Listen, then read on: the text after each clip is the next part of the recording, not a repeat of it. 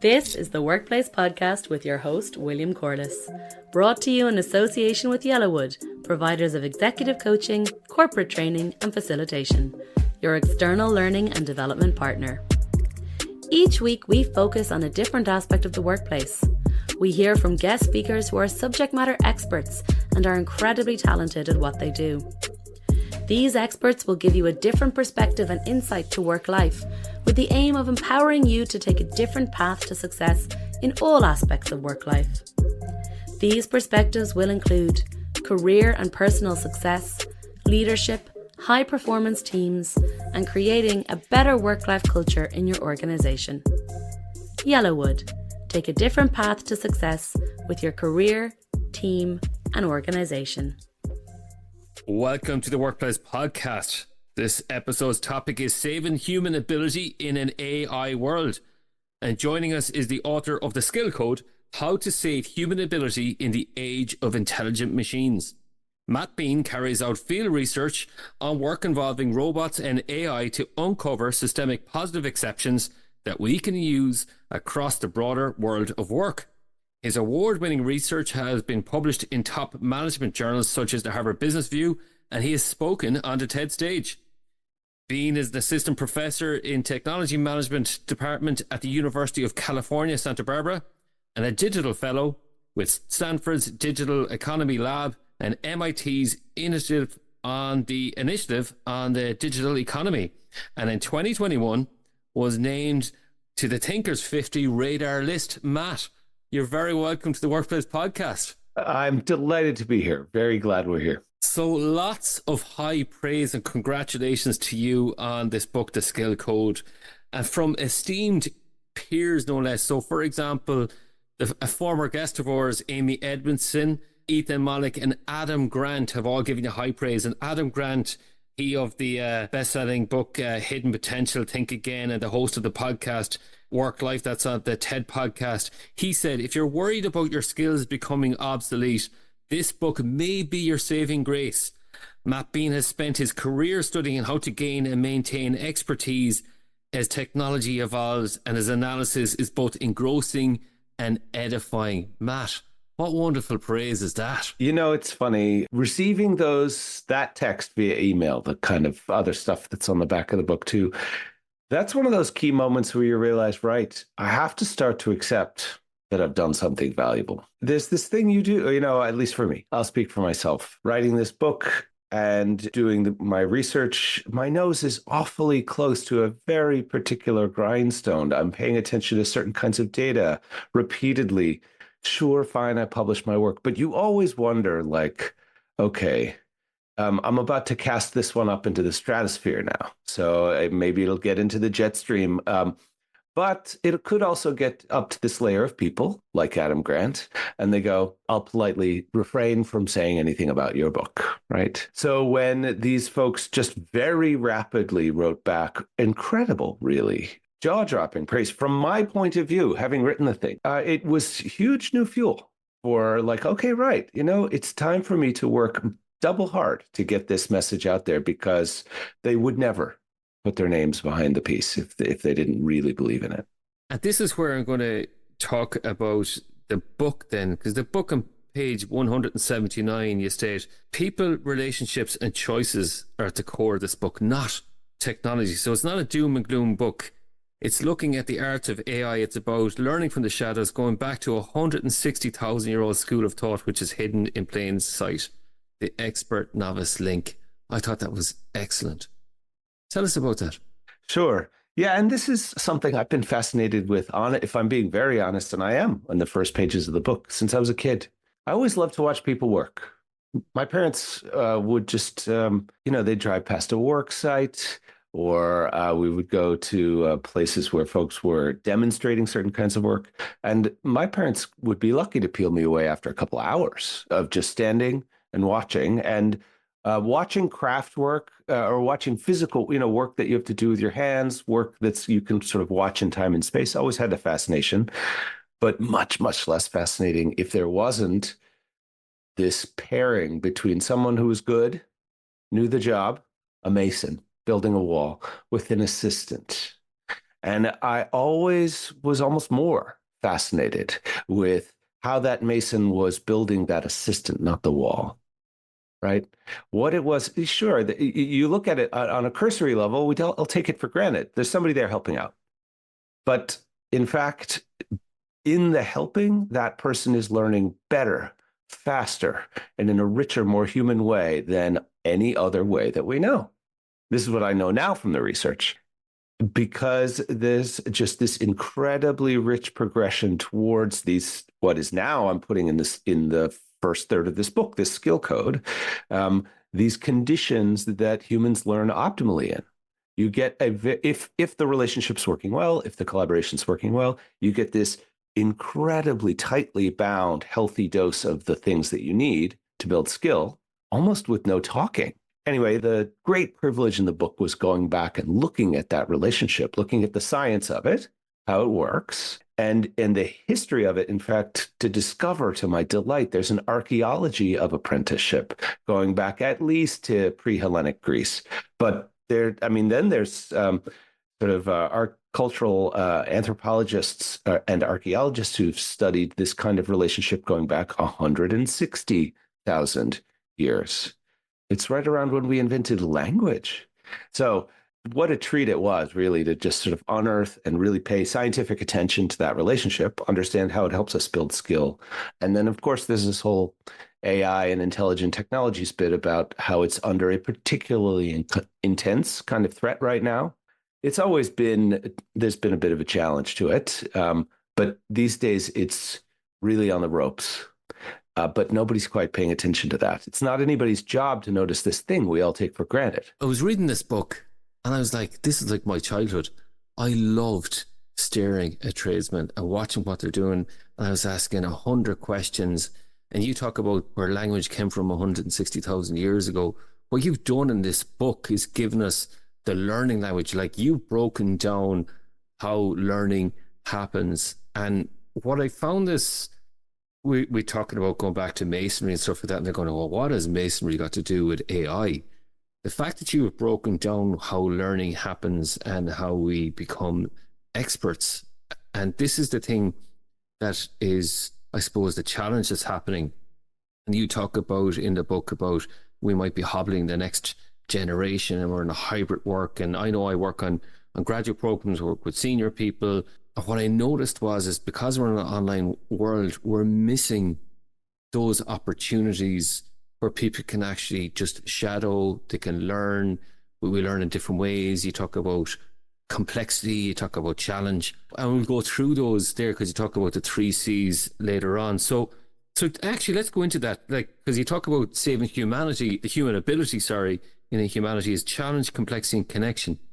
So let's go into that, because I have to say, if you're in the area of learning and development, the way that you have broken down learning creates an argument for a huge amount of development, but actually reframing it as apprenticeship. And that's the key thing.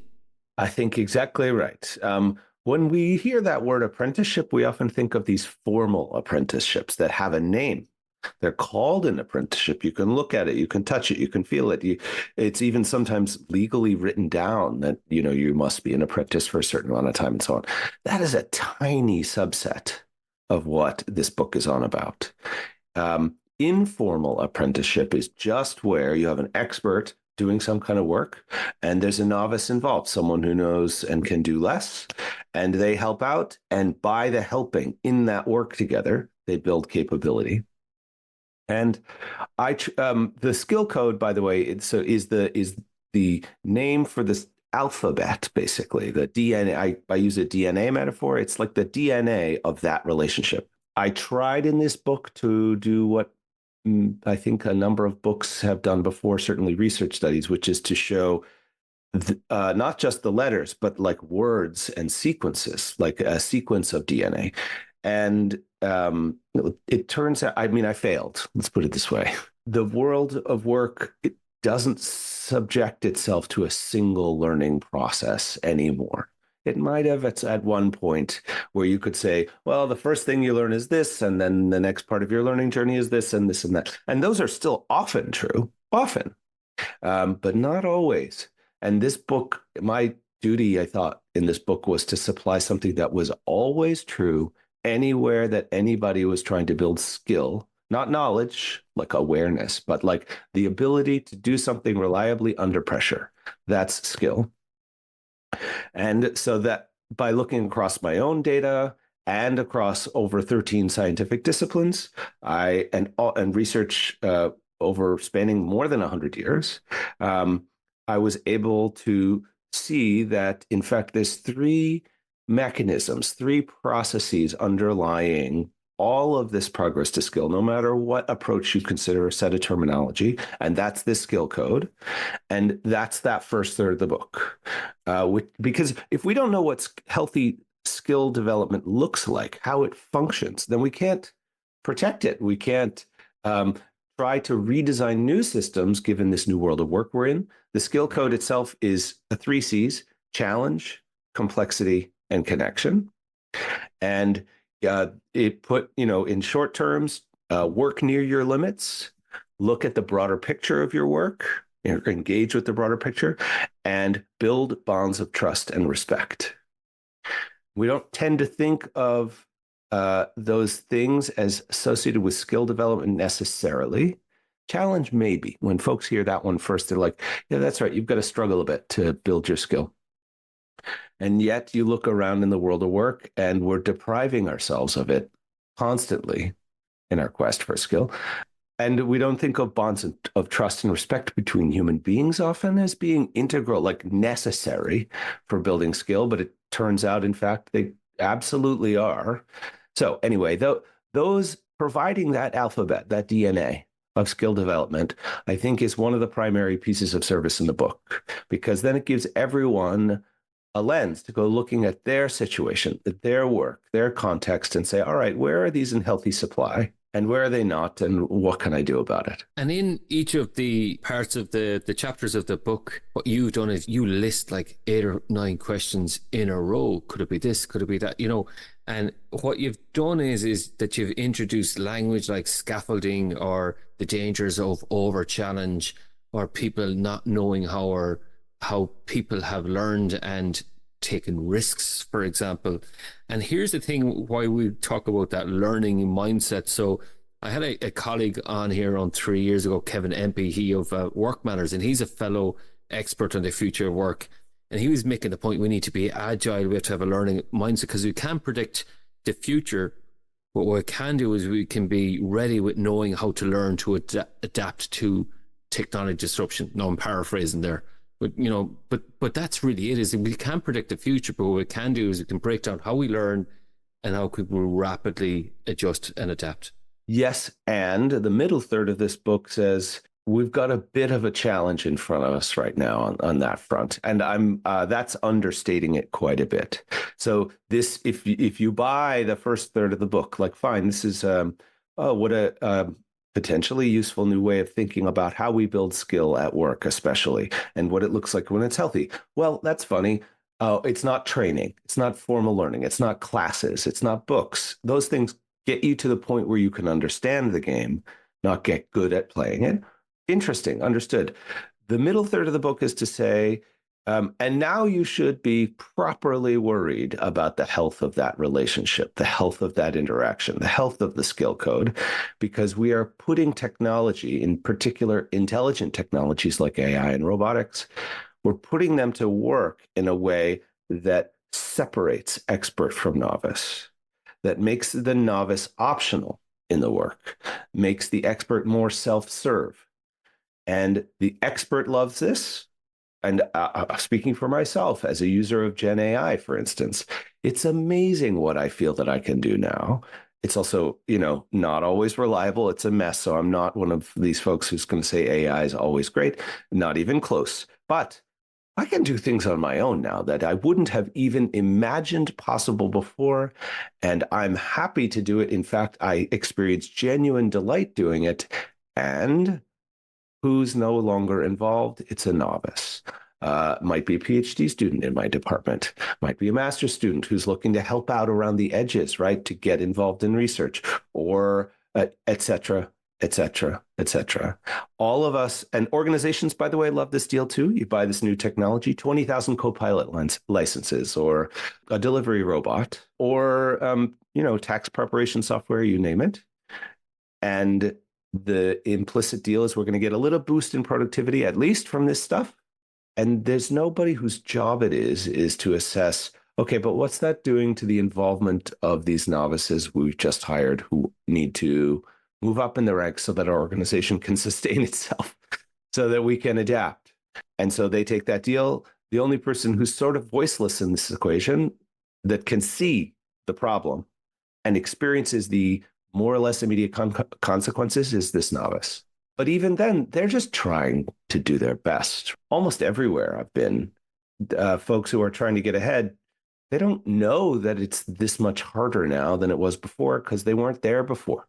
They're just trying to learn and build skill in, say, a remote hybrid workplace, trying to find a mentor, and boy, is it really hard, but I guess that's what work is like. Huh? No, it hasn't always been that way. We've achieved new efficiencies, incredible new efficiencies, and we are paying this hidden price of that involvement of that novice. And that's where you state the book, it's $1 trillion problem, where this gap for that informal learning is widening and widening all the time. And you give us lovely language as well as about that proximal development. Did I get that phrase right? Zone of proximal development. Yeah, that's not my term. Yeah, that's Vygotsky. That's like almost 100 years old now. If we're not bumping into people as a young person, how do I know? And the other thing then is experts actually are benefit as well from this expert novice link. So people might be saying, well, what's in it for me? It's only one-way traffic, where you make the point in the book, actually, it is two-way to a certain degree. Yeah, well, it's a practical two-way street, and it's a matter of the heart too. I don't know any other way to say it. Like, anyone who's an expert got there because somebody gave them a shot. In fact, it was multiple somebodies, and we all know this intuitively. You might not even know it cognitively. You're a journeyman electrician, you're a chip designer, you're a lawyer. Of course, there was somebody who knew more, had more access to complicated problems, and took one look at you and decided to trust you a wee bit. And then you get a shot and you get to prove yourself, and you learn something in the doing, get some results, maybe make some mistakes, but they still see something in you and they let you continue to participate. They might not even be a mentor. That relationship might just last a week, but it doesn't matter. That's your ladder up. And I go through the research on this in the book. We take intrinsic motivation and life meaning out of giving back in that sense. Once you've sort of made it up and you've become an expert, it provides meaning to you in your life to for someone who's demonstrating appropriate initiative and is really helping out, to just give them more and more of a shot. I can speak about this now myself personally. I have this incredible doctoral student. His name is Brandon, who helped with the research in the book, but is now helping on other projects. He's incredibly eager, and I want to do everything I can to eliminate obstacles for this guy. I want to help him get better. I want him to, eclipse me if possible, right? So that's intrinsically motivating. And partially it's because we all have this need for bonds of trust and respect. This is foundational psychologically. There are like over 2 million citations on this point. It's very settled. Humans just intrinsically value bonds of trust and respect. That expert wants that novice to trust and respect them, right? And that novice wants it in return. That's part of what gives people the motivation to get better as a novice, but also to contribute to the relationship as an expert. Let's talk about this then, is how do we learn from the shadows, or how do we fall in love again with the principles of apprenticeship? What is that then? Yeah, you mentioned the shadows bit in the book, and in my research, I've uncovered this group of people you can reliably expect to find anywhere there's new technology or a big disruption, which is people who recognize intuitively, at least, that the old-fashioned method of learning around here is broken, and I've got to find a new way to build my skill. And the old-fashioned way is the approved way. And so what that means is, if you want your skill, you're going to have to break and bend some rules to get the skill that you need. And that's what I find out in the wild. When skill development gets really hard, people will do things that no one would agree is appropriate to get their skill. And, in robotic surgery, for instance, I found residents who got very good because they found opportunities to operate on patients without a senior surgeon present. That is not what any patient ever wants to hear. It's not against the law here in the States, at least as far as I can tell. But it turns out actually up close, because I observed this myself. I had to sort of bite my tongue and watch and take notes. But it turns out that in most, actually all cases I saw, and in all the data I have, the patient is actually probably better off because that trainee is rotating into work with somebody who has less experience, actually, for instance. But still, no one would approve that as a standard operating procedure. It would never end up in a manual. So copying these people who break and bend rules to get their skill is a non-starter. I wrote about this in Harvard Business Review in 2019. What we can do, though, is look at what they're fighting to protect. And you can try to understand, okay, you were willing to be shamed or maybe fired even to go and build this skill in this way. What were you trying to protect? The meta answer for that in this book is the skill code. So these shadow learners recognized, I'm now optional in this work. It's no longer challenging for me. I need to fight for some challenge, and that's ending up operating on your own, right? So that seeing across all that data allowed me to find the skill code. But these people locally are in every organization everywhere right now, as we speak, especially today, because everyone's got some form of a large language model chatbot that they can access via their phone without their employer knowing. They never have to, and it's undetectable whether you've used it or not, unless you really botched it. And this means people are figuring out, and by the way, it's banned in many companies, as you and I both know. So there are shadow learners everywhere now, people who are finding out how to build the skill they need to deal with this new world of AI without permission, and in some cases in ways that even would make themselves wince, but they're doing it. Learning from those people fast is possible now, and I would say necessary. Speaking of necessary, like you made a great example. Is it James Lister? Did I say that correctly? Yes, Joe. Yes. Give us that example, because that's a real case of someone took a risk and it benefited society hugely, albeit with some risks. And it's just one, because I did my dissertation in robotic surgery, I spent a fair amount of time with literature on the history of surgery, like just to understand, because robotic surgery is just part of a whole series of traditions of new methods, new tools, and so on. And I, of course, around that time was finding these young surgeons who were bending and breaking rules to get the skill they needed. And then I discovered Lister, who is heralded by, I knew growing up as a kid as the father of modern surgery. That's I can almost hear my fourth grade teacher saying that. And that's all you heard, because he invented antisepsis, which is the technique of getting rid of bacteria and germs in a wound to prevent post-surgical infection and so on. What we never hear, and is very obvious, is that he did that by experimenting with caustic chemicals on live patients without consenting them, and in some cases caused infections in those patients that led to things like amputations. So for a good long while to develop this technique, and he also destroyed or conveniently lost some of his notes about some of these adverse events.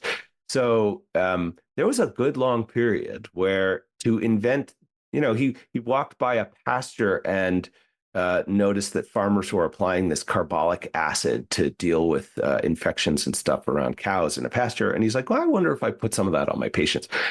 So there was a period of years where this man was taking acid and putting it on human beings, not knowing how much, where, when. And it was years later, not too many years later, that he figured out that this was at least not worse than just cutting somebody open to the open air and not doing a thing about it. But we conveniently forget the part where he did things that absolutely broke the Hippocratic Oath. Do no harm. He was harming people to learn this new thing, to build a new technique that, let's just be very clear, saved millions of lives. Utterly transformed surgery, right?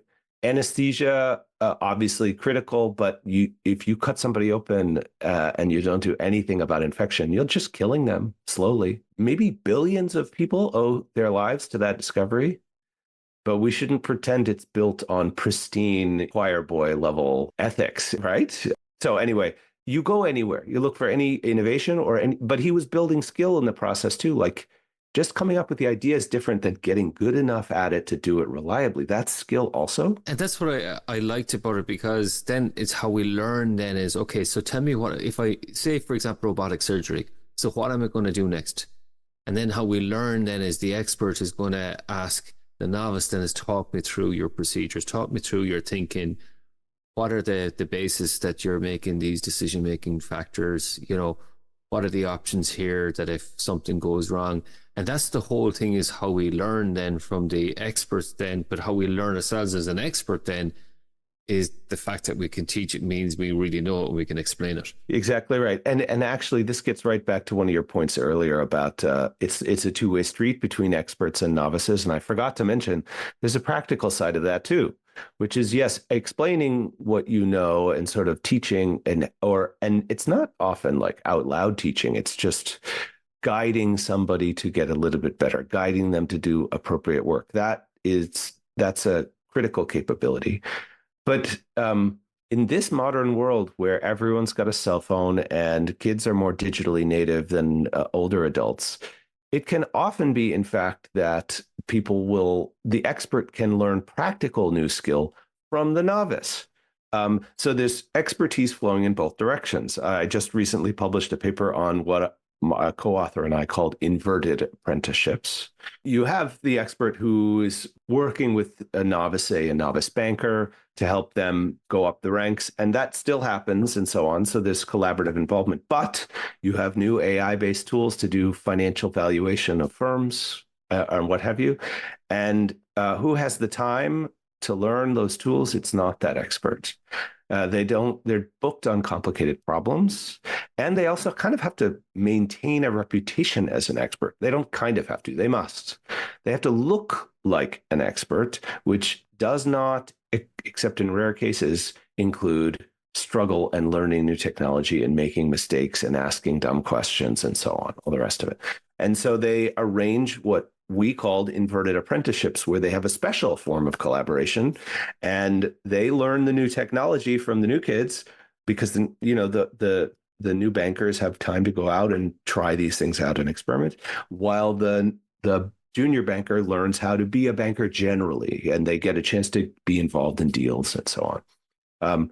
Of course, these things don't always go well, but it's certainly not this one-way street from expert to novice. Can I ask you this question? So how can we learn better? Is it by incidental or adversarial learning? And interestingly, those are terms, the adversarial bit is become more popular coming out of AI, basically AI research. Incidental learning is, and this is in the complexity chapter bit, the incidental learning is the bit where you, rather than getting conceptual knowledge about work or a technique or a procedure, you get involved in it and learn through the doing. This is metaphorically, this is like you skim the manual for how to deal with the VCR or the DVD or the computer, but better yet, just get to work and try it out. This is the incidental thing.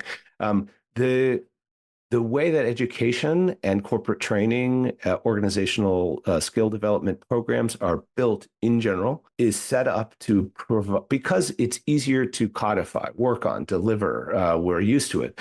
It's set up to deliver an excessive amount of this explicit, formalized book learning, if you will, in whatever form. Far more than somebody needs, but in fact, too much conceptual knowledge can actually be quite harmful to somebody, because then they will lock up with all of these rules they're supposed to follow or things they're supposed to be looking for. And there's wonderful research on this in sports psychology, kinesiology, and so on, basically showing that the best amount of instruction is the least possible to get you on the field and start playing. And then once you've done a bit, then it's helpful to have an expert there who can pull you off the field, so to speak, and say, right, so tell me about what you noticed in there, right? Or maybe, and this gets to the scaffolding point you mentioned earlier, a little bit of a focus question without revealing exactly what to pay, what they're thinking about. So it could be just, okay, you're going to go try again, but this time, just maybe just watch this part of the action as you do the job, right? Just watch the inflow on the line.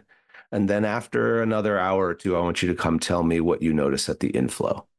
Eventually, after a little bit of this, people can start to direct their own journey, right? A good expert or mentor will just tell them, okay, today, now it's your job to notice something interesting going on, right? Or I'm going to rotate you to a different area, a different functional group that's connected to yours so you can understand it. I go into in the challenge chapter. The adversarial learning bit, to address that point, that's a technique that's been popularized in AI learning, actually, in helping systems like generative AI learn, where you have one pitted against the other in a contest of some sort for a reward.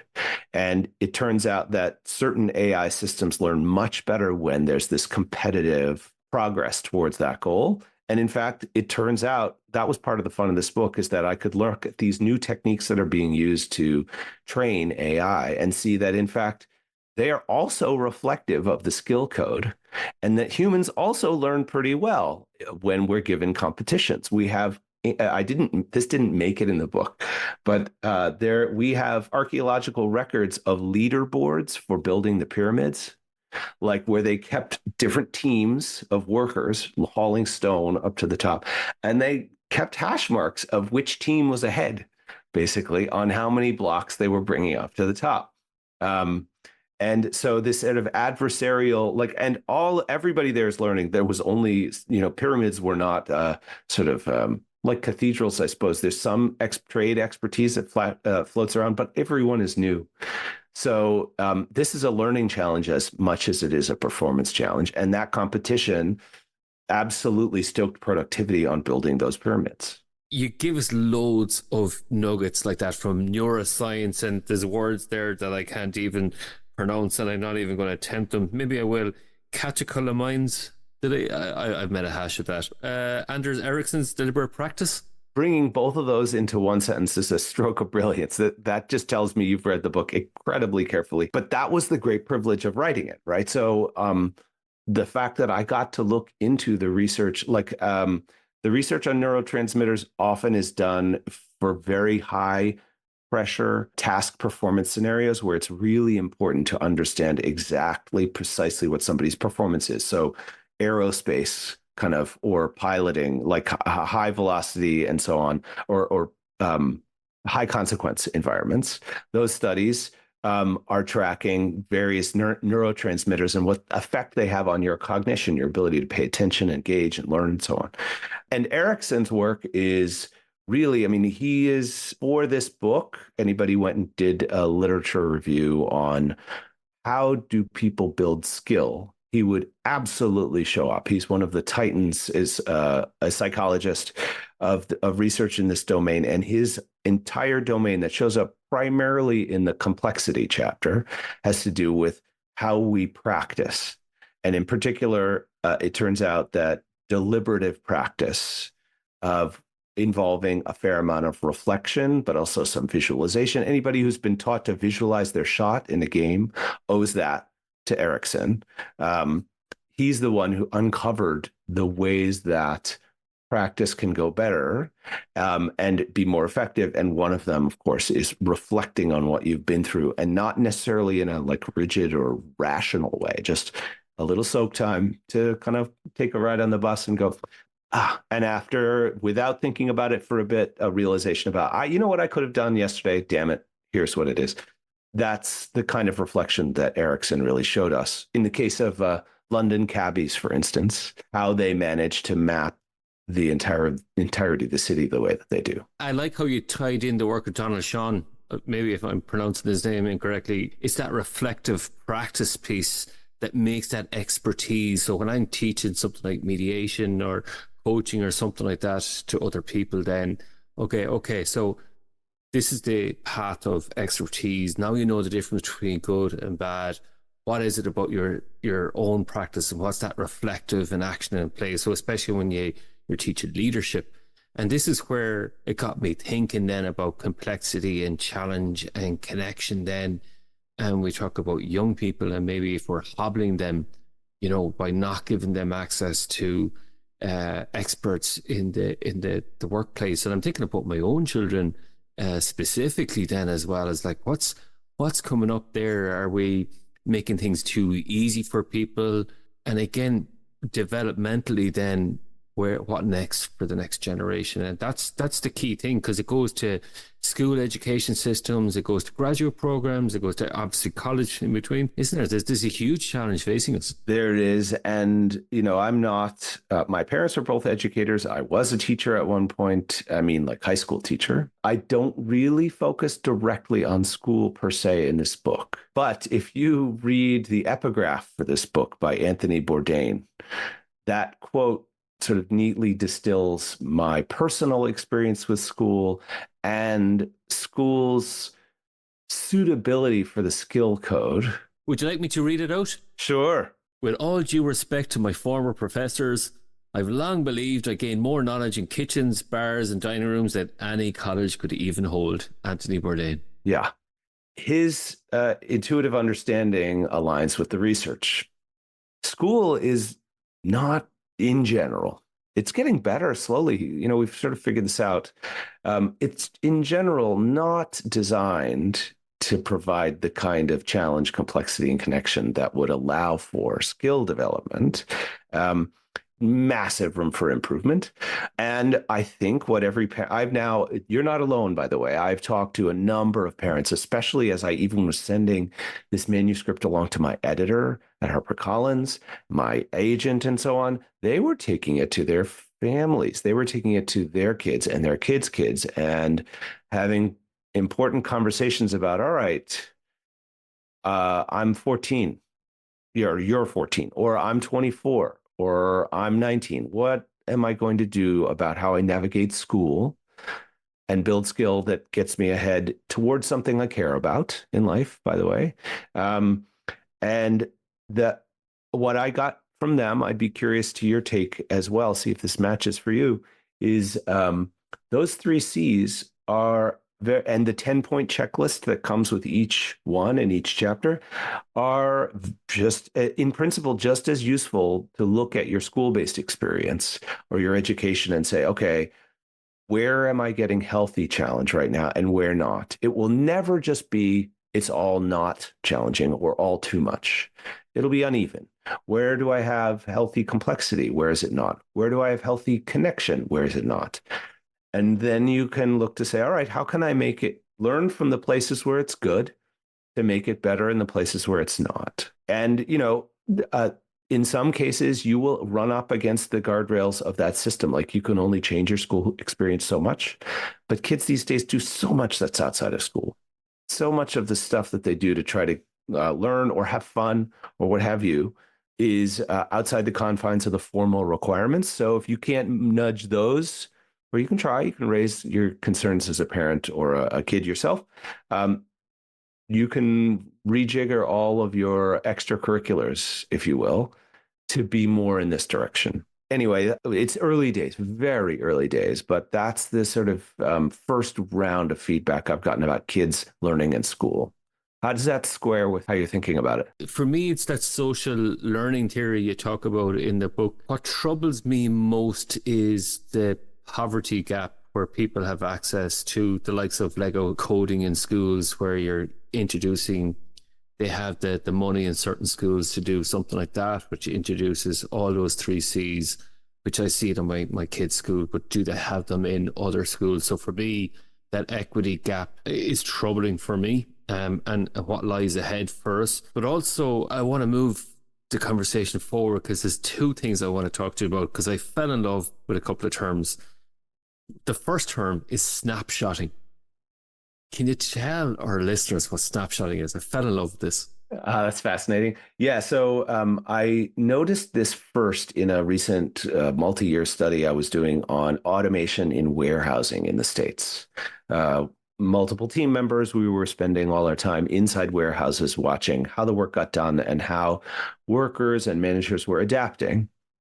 And it was there that, and I bring this example into the book where I noticed that one of the failures in the complexity domain, sort of what's important for our skill development is not just that we get good at a thing, but like the skill that we're trying to work on, say, suturing a wound shut as a surgeon, but that we have broader engagement with the system of work that we're embedded in. Like, what's that nurse doing over there?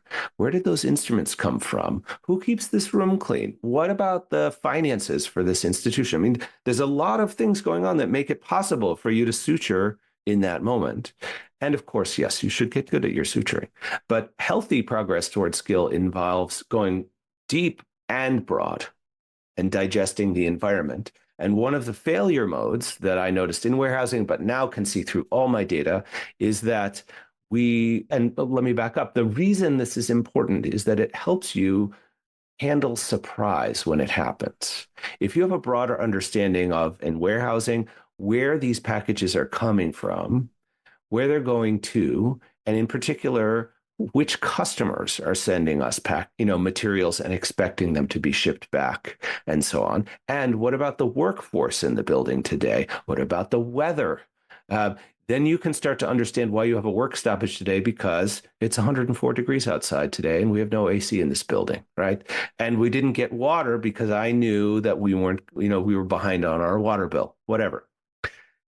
For someone who's done snapshotting, they have taken a single slice of their reality, or an inappropriately thin slice of it, and they conclude that they understand that broader complexity. I'm not saying they mentally and explicitly are aware that they're doing this, but they feel like they've got a healthy snapshot of how this whole thing works in their mind. I'm doing big air quotes here. Because they've only gotten a subsample of it, and therefore their understanding of it is out of line with it's excessively rigid. They will end up being surprised, like really surprised, because they've got this precious, pristine snapshot of how we do production here in this building, and it turns out, oh, kid, you've only been here in the summertime. Welcome to the winter time, or something else. Something else can happen, and their snapshot is broken apart into a million little pieces. Experts can really help with snapshotting because they can make sure, for instance, that a novice rotates through different conditions associated with the work, or with that, you don't even have to tell them. You just say, now I want you to go in the kitting area of the building. And they come back and they go, whoa, things are different over there. Good for you, right? They thought they knew what warehousing was. Well, they were just dealing in parcel sortation. Now they've done kitting. Then maybe, you see what I mean? So experts can really mitigate against this. And I talk a little bit about that in the book. And you talked about expert blindness then as well. Love this. Can you tell us more about that? Yeah, there's a fascinating tradition, really, across numerous disciplines about how experts themselves can get so good, so to speak, at handling a problem that they no longer see the problem clearly when it changes anymore, or see adjacent problems. This is, in a way, the equivalent of snapshotting, but for an expert.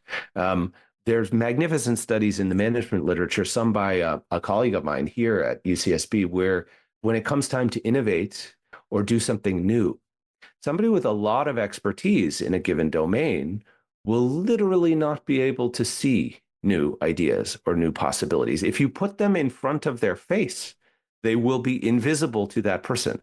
They will say, oh, I see you've got such and such an idea on a piece of paper there. And whereas somebody who's really new, you pull a skateboarding kid off the street and they'll say, oh, that's obviously a new way of handling some issue using AI or something, where that expert who is so superb at what they do, let's not forget, not to denigrate them, but they're superb at it because they've developed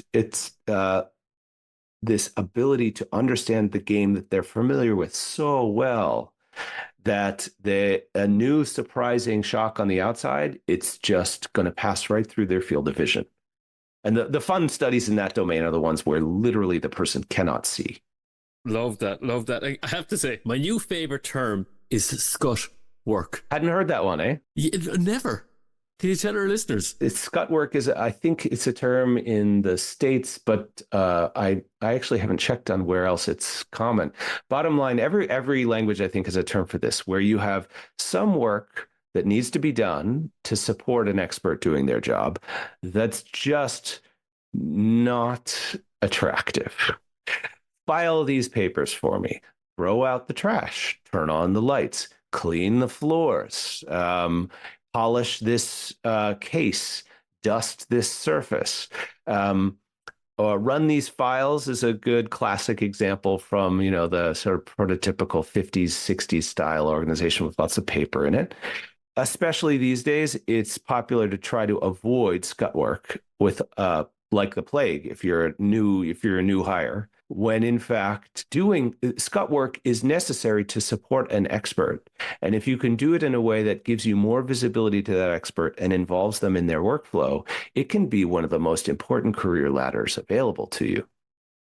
In fact, 160,000 years ago, when we were producing the first stored energy weapon, the bow, some of the scut work there was hauling rock and flint up from a riverbed, some 50, 80 kilo rock, 3-4 people sweating and toiling so that the master could chip off some arrowheads, right? That's scut work. Difficult, not romantic by any stretch, repetitive, dull, deadly boring, and yet strictly necessary for that expert and will earn their respect. What's that about bonds of trust and respect again? Oh, yeah, that's right. I only get to try to become an expert if this expert, through their good graces, really, are they going to look at me and say, hey, this person's trying. I'm going to give them a shot. So it's unpleasant. Humans prefer not to do unpleasant things. The psychology there is very clear. But scut work it can be terrible, right? So it's not always a good thing, but we treat it as universally bad when in fact it is often the number one way that you can get access to participating with work with an expert. It's funny, the note I made on this was I went back to 1985 in my head and I just went wax on, wax off from the Karate Kid movie. It's correct. I was paint the fence. Paint the fence. So exactly right. So let's finish up on this. The future of skills is chimeric. Tell us more. So you've done a huge amount of research into this, and I love this analogy. So the chimera is an ancient Greek creature that's a blend of a goat and a lion and a snake and a griffin, basically, sort of a hybrid creature. And the back third of the book or so is to say, there's no putting the toothpaste back in the tube with technology. We don't relinquish technology. That's not what we do. And yet we are handling these technologies in a way that deeply and subtly threatens this expert-novice bond. But if we take those technologies and use them in a different way, we could make that bond richer and better than it ever could have been before these technologies. And in fact, we have to, in my opinion, because we need to adapt better and faster than ever before. So, for instance, I talk about this in the last chapter. There's a vignette of Sarah, who's a journeyman welder who needs to learn to weld plastic to do some complicated work and has never done it before. And of course, she takes the gig because she has an AI assistant that is going to fish around and connect with other AI assistants and has made a recommendation for her to connect with Rizky, who's a journeyman plastic welder in Jakarta. She would have never met in a million years. No humans are not that efficient at making these connections, but an AI could find for this next little job the right mentor. And by the way, Indonesia's better for Sarah because her husband's Indonesian. And so they'll have food to talk about while she learns to weld. They set up a mentor, sort of an opportunity for Rizky to mentor Sarah, but also a high schooler dials in to watch, and so does a retiree. And so everyone can learn as Sarah's getting this sort of guided mentorship as she's learning to weld plastic. It all gets debriefed, summarized, integrated. Feedback goes out to everybody. This is all AI driven. This is all reliant on technology that's available today, by the way. Nothing new. No new AI, assuming it freezes in place, which is not going to happen. We have to build systems like that. It's inhumane not to. Because otherwise, Sarah can't take the gig, won't build her skill. And in this digital distance world we live in now, where you have so many fragmented types of expertise, types of work, different projects, different channels for storing what you know, you can't do it the old-fashioned way. Humans cannot deal with that much complexity that fast.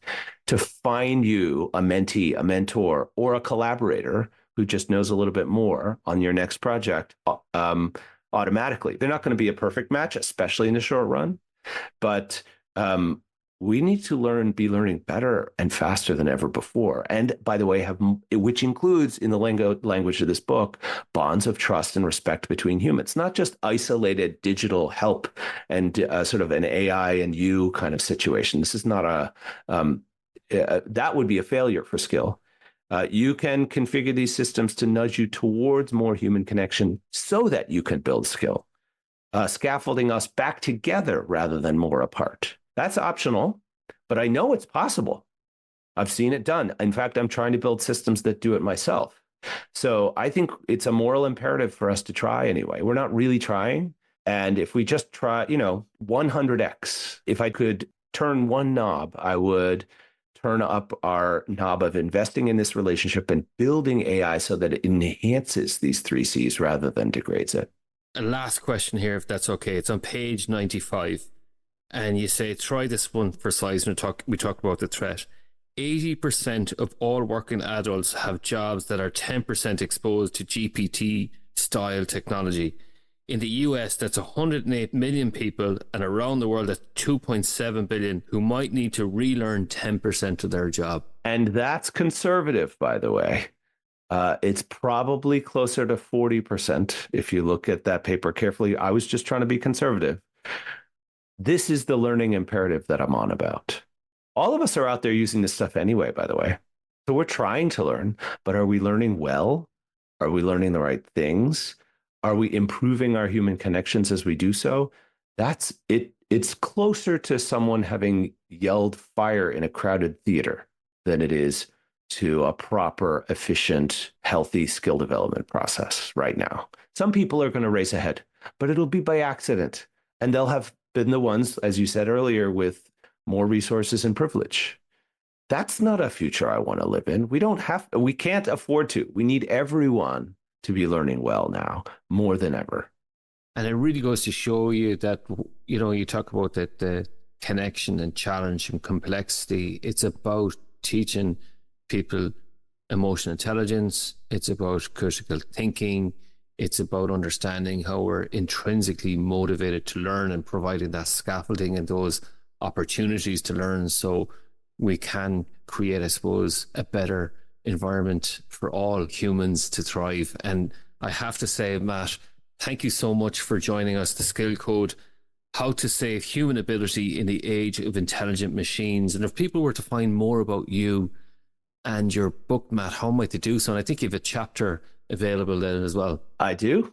Exactly right. So the first thing to say is you can just go to theskillcodebook.com and that will get you me, my Substack, which is articles I've written that are beyond the book.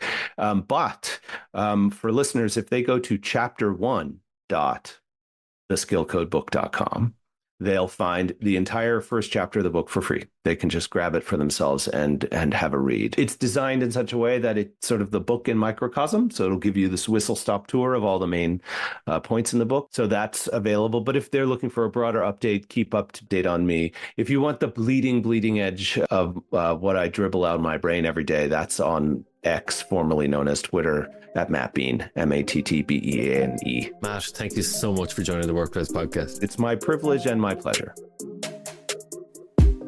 Thanks for listening to the Workplace Podcast with your host, William Corless. Our special thanks to this episode's guest for sharing their expertise with us. If you found this episode valuable, please rate and review it. For updates on future episodes and to get in contact with us about any workplace topics, please follow Yellowwood on LinkedIn and Twitter at Different Paths. As always, you can head over to yellowwood.ie for any other information. Yellowwood, your external learning and development partner, provider of executive coaching, facilitation and training. Take a different path to success with your career, leadership, team and organisation.